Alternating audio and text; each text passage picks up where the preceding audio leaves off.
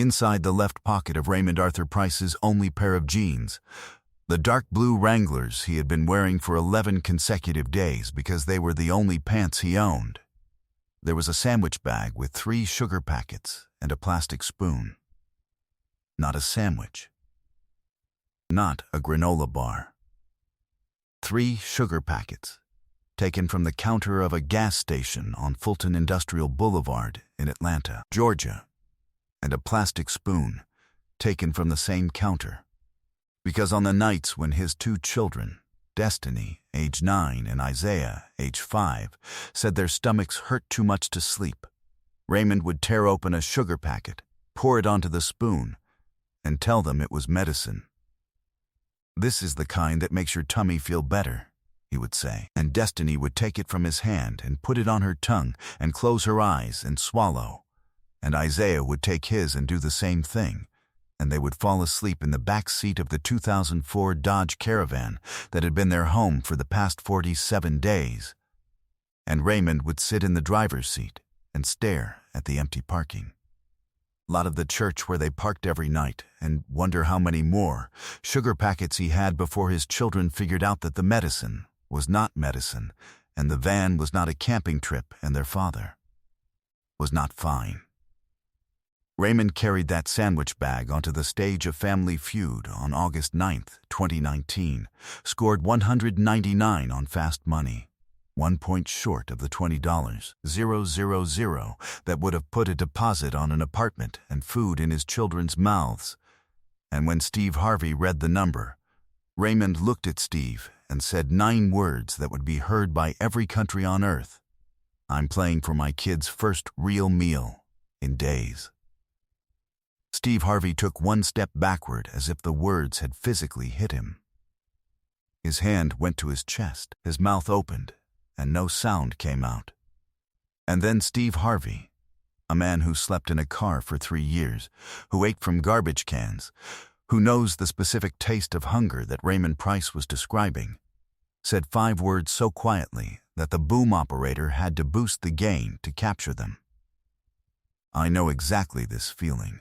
Then he walked past Raymond, past the podium, past the cameras, to the edge of the stage, and told a production assistant, "I need food brought to this studio right now. Not in 20 minutes. Right now. This man's children have not eaten."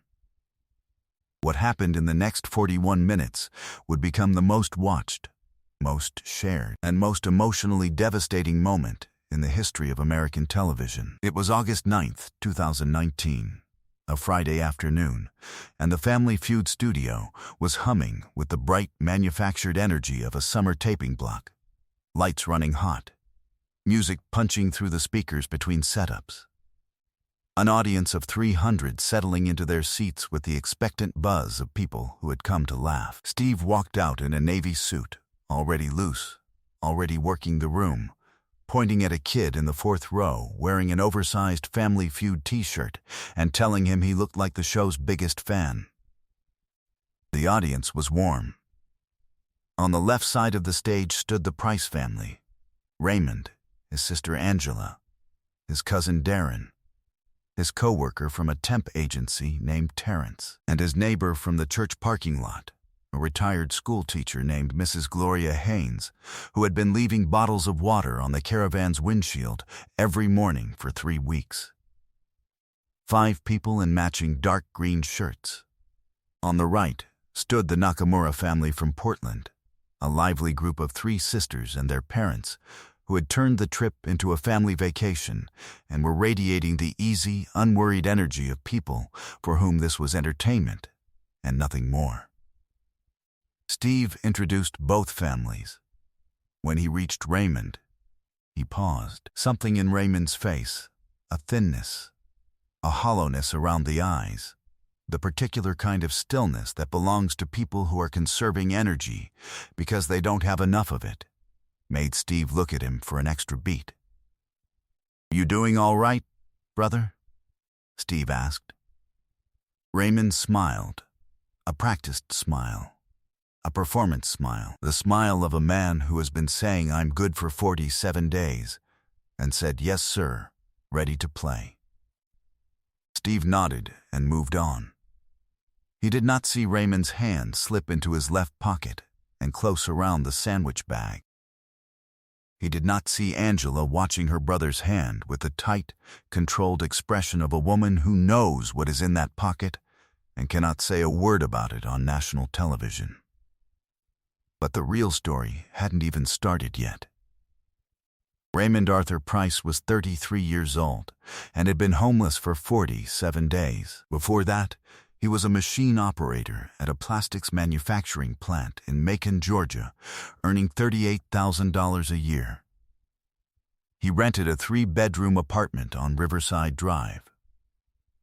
Destiny had her own room with a purple comforter and a poster of a woman astronaut on the wall. Isaiah shared Raymond's room, sleeping in a toddler bed pushed against the far wall, surrounded by a fortress of stuffed animals he called his army. Raymond's wife, Monica, had died of a brain aneurysm on December 4, 2017, at the age of 29, while folding laundry in the bedroom. Raymond found her on the floor when he came home from work. Isaiah was napping in the next room. Destiny was at school. Raymond held everything together for 19 months. He worked. He paid rent. He fed his kids. He made Destiny's school lunches every morning, turkey and cheese, no mustard, apple slices, a juice box.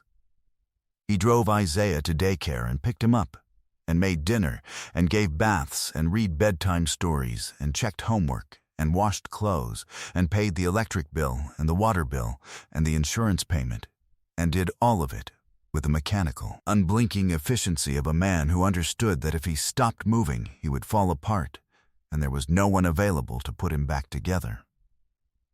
The plant closed on May 28, 2019. No warning. A corporate restructuring.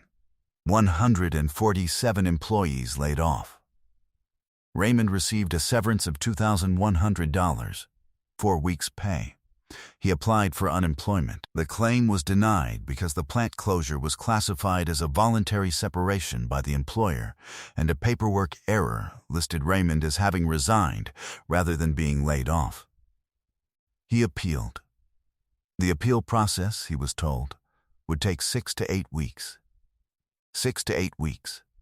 His rent was $1,150 a month. His savings, what was left after 19 months of single-income parenting, was $1,900. The severance covered 1 month. The savings covered most of a second. By mid-July, both were gone. He applied for 43 jobs in 6 weeks. He received 4 callbacks, 2 interviews, 0 offers. The market in Macon was tight. His skills were specific. The temp agency gave him 3 days of work in late June, loading trucks at a warehouse, for $330. On June 23, 2019, Raymond came home from a temp job and found an eviction notice taped to his door. 14 days to pay or vacate. He had $247. He called his landlord and asked for an extension. The landlord said no. Raymond called his sister Angela in Atlanta. Angela lived in a 1-bedroom apartment with her own 2 children and could not fit 3 more people. She said she would help however she could. Raymond called his cousin Darren. Darren was between jobs himself. Raymond called his mother. His mother was in a nursing home in Valdosta with advanced dementia. There was no one to call. On July 3, 2019, Raymond loaded the Dodge Caravan with everything it could hold. Clothes, blankets, Destiny's backpack, Isaiah's stuffed animal army, a cooler, a bag of canned goods, and drove away from the apartment on Riverside Drive. He told the children they were going on a camping trip. Destiny looked at the apartment getting smaller in the rearview mirror and said nothing. Isaiah said, "Are we bringing my army?" Raymond said, "Your whole army is right here, buddy. They drove to Atlanta because Angela was there, and because Atlanta had more shelters, more resources, more job opportunities." They spent the first night in a Walmart parking lot. Raymond reclined the front seats spread blankets in the back, and told the kids it was the first night of their adventure. Isaiah fell asleep fast. Destiny took longer. She lay on her back in the dark and stared at the van's ceiling, and Raymond could feel her thinking. Could feel the questions forming in her 9-year-old mind, questions she was choosing not to ask because she understood, in the way that oldest children understand things they should never have to understand, that her father was holding something together, and her job was to not pull on it. The first week, Raymond had money for food.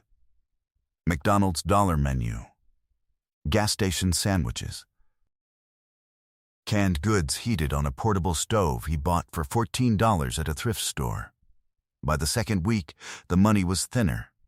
By the third week, he was feeding the kids and not himself. One meal for Destiny. One meal for Isaiah. Nothing for Raymond. He told them he had already eaten, the same lie every parent in this story tells, the lie that tastes like ash and sounds like I'm fine. By day 30, the canned goods were gone. The dollar menu was a memory. Raymond was visiting food banks, but the nearest one that served hot meals was 11 miles from the church parking lot where they slept, and the van's gas gauge was permanently hovering at a quarter tank because gas cost money and money had become an abstraction, something other people carried in wallets, something that existed in a world Raymond could see through the windshield but could not touch. The sugar packets started on day 34. Isaiah woke up crying in the back seat at 2:00 in the morning, holding his stomach, saying it hurt. Destiny was awake too. She was always awake when Isaiah cried, always watching, always ready. And Raymond had nothing to give them. Nothing. He drove to the gas station on Fulton Industrial, walked inside, and stood at the coffee counter looking at the sugar packets and the plastic spoons and the small containers of cream. He took 3 packets and a spoon. He walked back to the van. He tore open a packet, poured it onto the spoon, and told Isaiah it was medicine for his tummy. Isaiah took it. The sugar hit his bloodstream, and the crying stopped. Destiny watched. She didn't say anything. She took her packet silently and swallowed it and turned over and pulled the blanket up to her chin. Raymond sat in the driver's seat after they fell asleep and pressed his forehead against the steering wheel and stayed there until the sun came up. The audience thought that was the emotional peak. They were wrong. Mrs. Gloria Haynes, the retired school teacher who parked her car at Greater Faith Baptist Church every Sunday morning, was the first to notice the caravan. She saw it there on a Monday morning, then a Tuesday, then a Wednesday. By Thursday, she walked over and looked through the window and saw children's shoes on the floor and a stuffed bear on the back seat and a man's jacket folded into a pillow shape. She left a bottle of water on the windshield. The next morning, the bottle was gone. She left another one, and a granola bar, and a note, if you need help, I'm here Sunday through Thursday. Gloria. The gray Buick. Raymond found the note. He didn't call. He didn't approach her. But he started parking next to the gray Buick, and Gloria started leaving more. Water, crackers, fruit, sometimes a sandwich wrapped in foil. She never asked questions. She never knocked on the van. She just left things and drove away. It was Gloria who found the Family Feud application online, printed it at the church office, and left it under the windshield wiper with a note, "This could be worth $20,000. You have nothing to lose." Raymond filled it out on the hood of the van while the kids slept. The producers called back in 2 weeks. Angela agreed to be on the team. Darren drove down from his cousin's place in Marietta. Terrence, the only friend Raymond had made at the temp agency, volunteered, and Gloria asked if she could be the 5th. Raymond said yes. She had been feeding his children for 3 weeks without ever saying a word about it. He couldn't say no to her. The night before the taping, Raymond drove the van to a truck stop with showers. He paid $12. $12 he did not have, charged to Angela's debit card, for 3 shower stalls. He bathed both children and himself. He put the kids in their cleanest clothes. He ironed his one good shirt, the dark green one, using a trick Monica had taught him, hanging it in the bathroom while the shower ran hot and smoothing the wrinkles by hand. He looked at himself in the truck stop mirror and barely recognized the man looking back. 33 years old. 47 days homeless, 21 pounds lighter than the day Monica died. Dark circles pressed so deep into his face, they looked permanent. Isaiah came up behind him and tugged his sleeve. "Daddy, are we going to be on TV tomorrow?" "Yeah, buddy, we are. Is it going to be fun?" "It's going to be the most fun we've had in a long time." Isaiah smiled. Then his face changed, the way children's faces change when they stop performing happiness and let the real things show through. He looked up at Raymond with eyes that were too old for a 5-year-old face and said, "Daddy, when we go home, can we have spaghetti?" Raymond's hand found the edge of the sink and gripped it. "Spaghetti? Mama used to make spaghetti with the red sauce. Can we have that when we go home?" Raymond knelt down. He pulled Isaiah into his arms. He held him against his chest and said, "Yeah, buddy, we're going to have spaghetti, I promise." He said it knowing they had no home. He said it knowing they had no kitchen. He said it knowing that the word home in Isaiah's mouth was a place that didn't exist anymore and might never exist again. And he said it because that is what fathers do. They promise spaghetti in parking lots because the alternative is telling a 5-year-old that the world has run out of answers. And then Raymond said something that no one was prepared for. The Price family won the main game 297 to 264 against the Nakamuras. They advanced to fast money. Raymond went first, sharp, fast, desperate in a way that read as intensity. He scored 162 points. Darren went second. He stumbled on the third question. The numbers climbed, 179, 186, 192, 196. The final answer landed.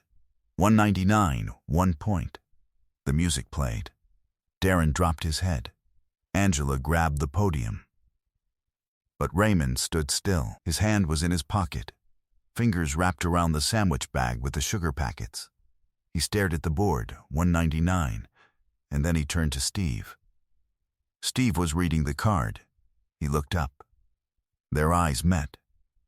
And Raymond said it. 9 words. Flat, steady, the voice of a man who has nothing left to perform. "I'm playing for my kid's first real meal in days." The studio fell completely silent. Steve took 1 step backward. His hand went to his chest, not dramatically, reflexively, the way you cover a wound. His mouth opened. Nothing came out. His eyes went wide and wet and fixed on Raymond's face with an expression that 300 people recognized instantly, because it was not the face of a host reacting to a contestant. It was the face of a man who has just heard his own story told back to him by a stranger. "What did you say?" Steve whispered. Raymond reached into his pocket. He pulled out the sandwich bag, 3 sugar packets and a plastic spoon. He held it up. "This is what I feed my kids at night when they say their stomachs hurt," Raymond said. "Sugar packets from a gas station. I tell them it's medicine. My daughter is 9. My son is 5. We've been living in our van for 47 days. I needed $20,000. I needed 1 more point." Steve looked at the sandwich bag. He looked at the sugar packets. He looked at the plastic spoon. And something happened in Steve Harvey's body that every person in that studio witnessed, and none of them would ever forget. His entire frame shuddered. a single, visible tremor that started in his chest and moved through his shoulders and down his arms. His eyes closed. His hand came away from his chest and covered his face. And for 6 seconds, Steve Harvey stood on his own stage, hand over his face, shaking. When he opened his eyes, they were red. His voice was low and raw and stripped of every layer of performance he had ever built. I know exactly this feeling. He paused. I know this feeling because I lived it. I ate out of garbage cans. I slept in my car. I went days without food so my kids could eat. I know what that spoon feels like in your hand. I know what it sounds like when your child says their stomach hurts and you have nothing to give them. He turned from Raymond and walked past the podium, past the cameras, to the edge of the stage. He pointed at a production assistant. I need food brought to this studio right now. Not craft services. Real food. Hot food. Enough for 2 children and their father. I don't care where it comes from. Get it here in 15 minutes. Then he turned to the control booth. We are done. This game is finished. A producer appeared. Steve pointed at her and said, "If the next words out of your mouth are about the schedule, you can leave the building." She stopped. Steve walked back to Raymond. He stopped in front of him, close, 3 feet away, and took the sandwich bag from Raymond's hand. He held it up so the cameras could see it. 3 sugar packets. A plastic spoon. He held it like evidence. Like a verdict. "Let me tell you something," Steve said. "When I was at my lowest, when nobody in this world would help me, I made a promise to God. I said, 'Lord, if you get me out of this, I will spend the rest of my life helping people.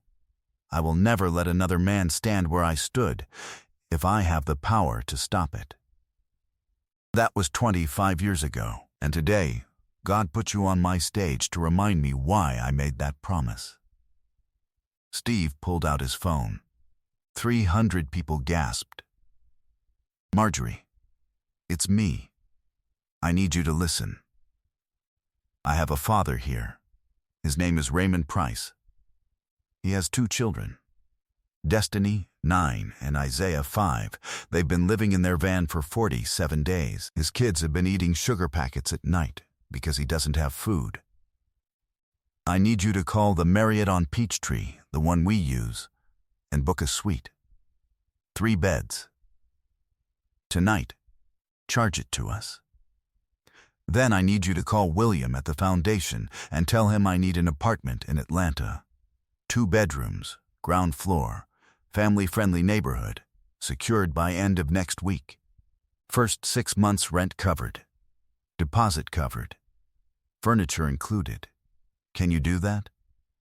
Marjorie's voice came through the speaker, steady and warm. "I'm already writing it down, baby." The studio erupted. Raymond dropped to his knees. Angela caught him from behind and held him. Darren was crying. Terrence was crying. Mrs.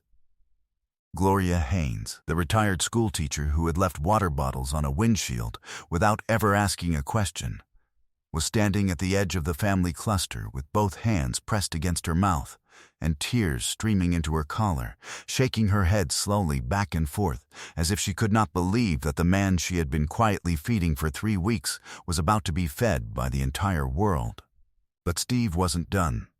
He held up his hand. The room went quiet. "A hotel room and an apartment are a start," Steve said. "But this man needs a job. He was a machine operator for years.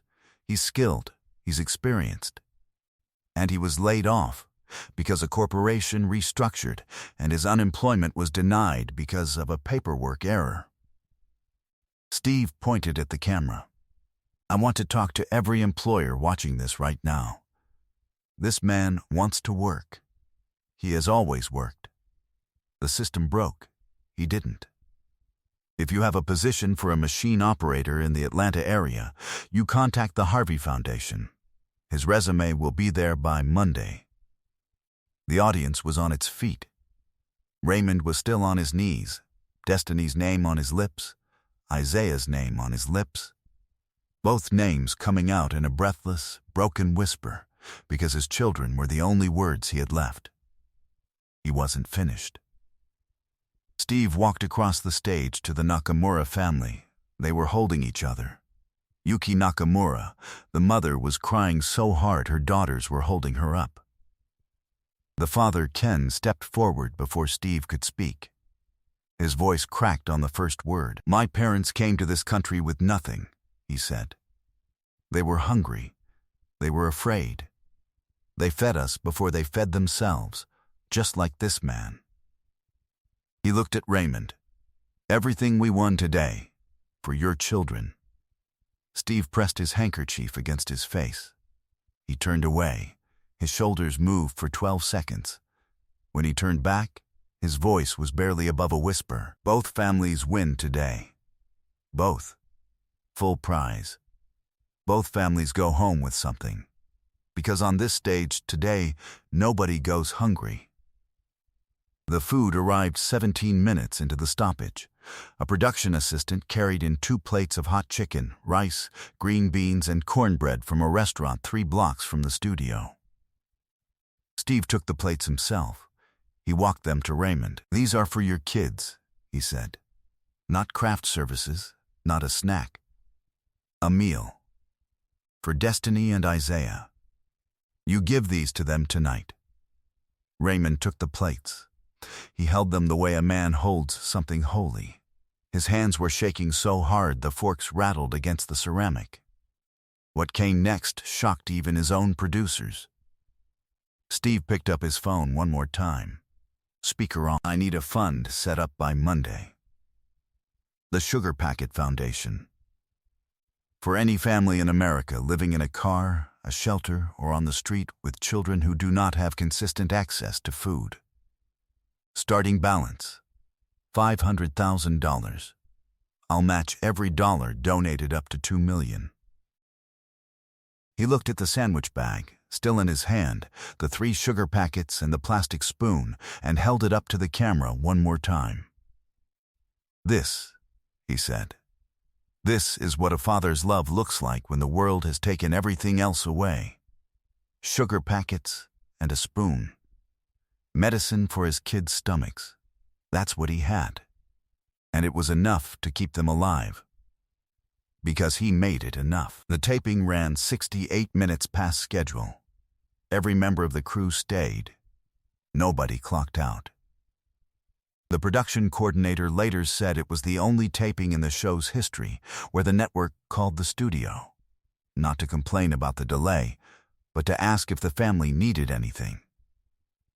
When the episode aired 9 weeks later, on October 11th, 2019, the clip of Raymond holding up the sandwich bag was viewed 104 million times in the first 48 hours. Within 2 weeks, it crossed 440 million views. The hashtag SugarPacketDad trended in 63 countries for 12 consecutive days, the longest any Family Feud hashtag had ever trended. The image of 3 sugar packets and a plastic spoon became, according to Time magazine, one of the most recognizable symbols of American poverty since the Great Depression.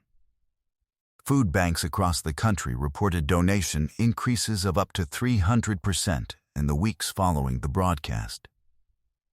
17 corporations contacted the Harvey Foundation within 30 days, offering employment to Raymond Price. 3 months after that day, Raymond was living in a 2-bedroom apartment in East Atlanta with Destiny and Isaiah. He had been hired as a machine operator at a packaging plant in Doraville, earning $41,000 a year. Destiny had her own room again, purple comforter, astronaut poster, just like before.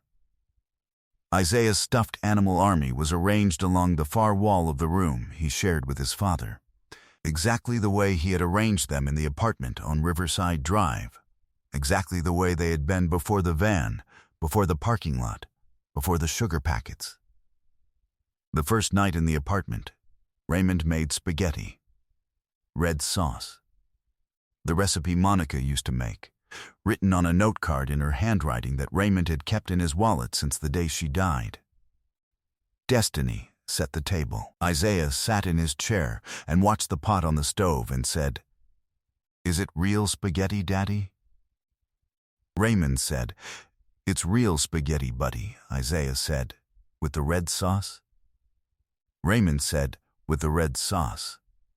When the plates were full and the three of them sat at the table, a real table, in a real kitchen, in a home with a door that locked and a roof that didn't have wheels, Raymond bowed his head and said a prayer.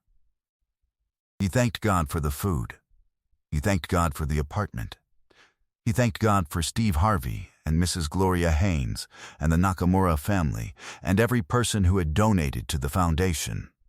And then he said, "And thank you for Monica, who taught me how to make this sauce and who is watching us right now from a place where nobody is ever hungry." Destiny reached across the table and took his hand. Isaiah reached across the table and took his other hand. And the three of them sat there, holding hands, looking at 3 plates of spaghetti, and for the first time in 47 days, nobody's stomach hurt. A year after the taping, the Sugar Packet Foundation had received $9.7 million in donations from 79 countries. It had provided emergency food assistance, housing deposits, and employment support to 6,340 families living in vehicles or shelters with children. Raymond, who had never spoken publicly before the show, became the foundation's community outreach director, driving to parking lots and shelter lines to sit with fathers who were carrying sandwich bags of their own. 5 years later, the Sugar Packet Foundation has served over 14,200 families across all 50 states. It is the largest private funder of emergency family food assistance tied to housing instability in the United States. Its data has been cited in 9 pieces of federal and state legislation on family homelessness, a bill expanding emergency food benefits for families with children living in vehicles. The Raymond Price Family Stability Act was signed into law in 2024. The Foundation's motto, printed on every letter and every banner, is a question asked by a 5-year-old boy in a truck stop bathroom. "Daddy, when we go home, can we have spaghetti?" Today, Raymond Price is 38 years old. He lives in the same apartment in East Atlanta. Destiny is 14, straight-A student, captain of her school's debate team, and the owner of a new astronaut poster that is bigger and better than the one she had before. Isaiah is 10, loud, fast, still surrounded by his stuffed animal army, which has grown from 12 to 37 because every time someone visits the apartment, they bring him one. Raymond makes spaghetti every Sunday night. Red sauce. Monica's recipe. The note card is framed now, hanging on the kitchen wall above the stove, the handwriting faded, but legible. The sauce-stained corner preserved behind glass. Steve visited Raymond in Atlanta in the spring of 2022. No cameras, just Steve sitting at the kitchen table eating spaghetti, while Isaiah showed him the latest member of the army, a stuffed elephant named General Trunk.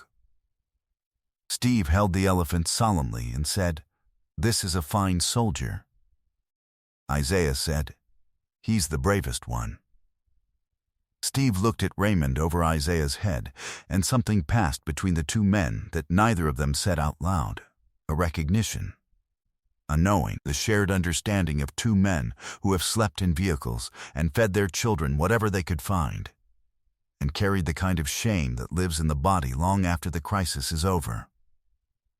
Later, on the porch, after the kids were in bed, Steve said, "I kept the sandwich bag, the one with the sugar packets. It's in my office. I look at it when I need to remember why I do what I do. Because that bag, 3 sugar packets, and a plastic spoon, that's the most honest thing I've ever held on that stage. More honest than any trophy. More honest than any check. A man who had nothing, feeding his children something. That's the whole gospel, Raymond. That's everything I believe in one bag. Raymond still has the van. The 2004 Dodge Caravan sits in the parking lot of Greater Faith Baptist Church, donated to Mrs. Gloria Haynes's ministry, which now uses it to deliver meals to families living in vehicles in the Atlanta metro area. Gloria drives it every Tuesday and Thursday evening, pulling into parking lots and rest stops, leaving bags of food on windshields without knocking, without asking questions, without expecting anything back. The same way she left water bottles on a stranger's windshield 3 weeks before that stranger walked onto a stage and changed everything. Because that is what this story was always about. It was never about a game show, or a score, or 1 point that fell short. It was about a sandwich bag, 3 sugar packets, and a plastic spoon. Medicine that wasn't medicine, given by a father who had nothing to a child who needed something. It was about the distance between hungry and fed, between a van and a home, between a father's lie and a father's love, and how sometimes that distance is exactly the width of a sugar packet. And it was about the truth that the world is full of people sleeping in parking lots, carrying bags of almost nothing, telling their children that everything is fine. They are not asking for help. They are not making noise. They are just there, quiet, invisible, surviving on 3 packets of sugar and a love so stubborn it refuses to run out even when everything else already has. And the only question that matters is whether the rest of us will leave something on the windshield. If this incredible story of sacrifice and love moved your heart, make sure to subscribe and hit that thumbs up button. Share this video with someone who needs to be reminded that a father's love doesn't disappear when everything else does. It just finds a smaller container. Have you ever watched a parent give everything for a child's dream? Let us know in the comments and ring that notification bell for more stories that remind us what family truly means.